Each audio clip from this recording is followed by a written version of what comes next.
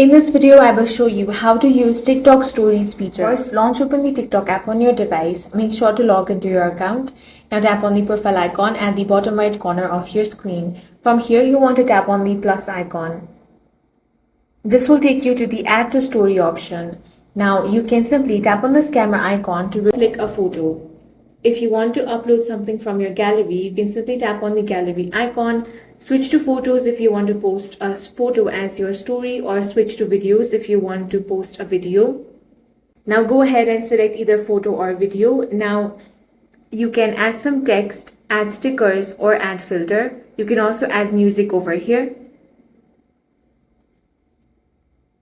Now tap on the Your Story option. Wait for some time until the story gets posted.